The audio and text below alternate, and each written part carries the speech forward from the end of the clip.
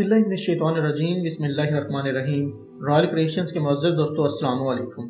دوستو دنیا میں بے شمار انسان پیدا ہوئے جن میں سے اکثر ایسے ہوئے کہ ان میں کوئی خاص کمال و خوبی نہیں، اور بعض لوگ ایسے پیدا ہوئے جو صرف چند خوبیاں رکھتے تھے، مگر حضرت علی المرتضیٰ کی ذات وہ ذات گرامی ہے جو بہت سے کمالات اور خوبیوں کی جامع ہے کہ آپ شیر خدا بھی ہیں اور دماد مصطفیٰ بھی، آپ حیدر کرار بھی ہیں اور حیدر ذوالفقار۔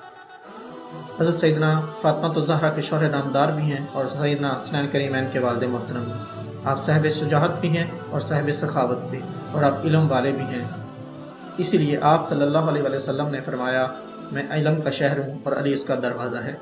اس لیے جب بھی صحابہ کو کوئی مسئلہ درپیش آتا تو حضرت علی کی بارگاہ میں تشریف لاتے اور اپنے مسئلے کا حل دریافت کرتے۔ دوستو اسی طرح ایک صحابی کو خواجہ سراہ کی وراثت میں تقسیم کا مسئلہ درپیش تھا، تو آپ کے پاس حاضر ہوا اور دریافت کیا کہ یہ میں مسئلہ کیسے حل کروں۔ پر حضرت علی مشکل نے فرمایا کہ اگر وراثت لینے والا خواجہ سراہ ہے تو وہ اپنی پیشابگاہ کے لحاظ سے وراثت لے گا، یعنی اگر وہ مردانہ اعلیٰ تنازل سے پیشاب کرتا ہے تو اسے مردوں والی میراث ملے گی، اور اگر فرج سے پیشاب کرتا ہے تو اسے عورتوں والی میراث ملے گی۔ دوستو حضرت علی المرتضیٰ کا قول ہے کہ خواجہ سراہ اپنے پیشابگاہ کے لحاظ سے وراثت کا حصے دار ہوتا ہے۔ اگر دونوں راستوں سے پیشاب کرتا ہے تو اسے مرد کا حصے کا آدھا اور عورت کے حصے کا آدھا ملے گا۔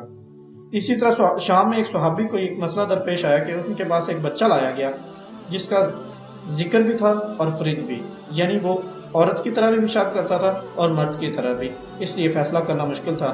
چنانچہ صحابی نے کچھ لوگوں کو حضرت علی مشکل کشا کے پاس عراق مسئلہ پوچھنے کے لیے بھیجا، تو حضرت علی مشکل شاہ نے بات سن کر فرمایا کہ عراق میں تو ایسا نہیں ہوتا، تم سچ سچ بتاؤ کہاں سے آئے ہو۔ تو اس پر انہوں نے حقیقت حال کھول دی، جسے سن کر حضرت علی المرتضیٰ کی زبان سے یہ کلمات نکلے کہ اللہ تعالیٰ ان لوگوں کو ہدایت دے جو ہمارے فیصلے کو بھی تسلیم کرتے ہیں اور ہمارے ساتھ قتل کو بھی حلال سمجھتے ہیں۔ پھر آپ نے فرمایا اس کی پیشابگاہ کو دیکھو، اگر وہ مردوں کی طرف پیشاب کرتا ہے تو وہ مرد کا حصہ لے گا، اور اگر عورتوں کی طرف پیشاب کرتا ہے تو عورت کا۔ سائنوں نے عرض کیا کہ اے امیر المومنین، وہ دونوں راستوں سے پیشاب کرتا ہے، تو اس پر آپ نے فرمایا اسے مرد کے حصے کا نصف اور عورت کے حصے کا نصف ملے گا۔ دوستو یہ تھی ہماری آج کی ویڈیو، امید کرتے ہیں آپ کو پسند آئی ہوگی۔ مزید ایسی ویڈیو دیکھنے کے لیے ہمارے چینل کو لائک کریں، سبسکرائب کریں اور اپنے دوستوں کے ساتھ شیئر کریں۔ تب تک کے لیے اجازت دیجیے، اللہ حافظ۔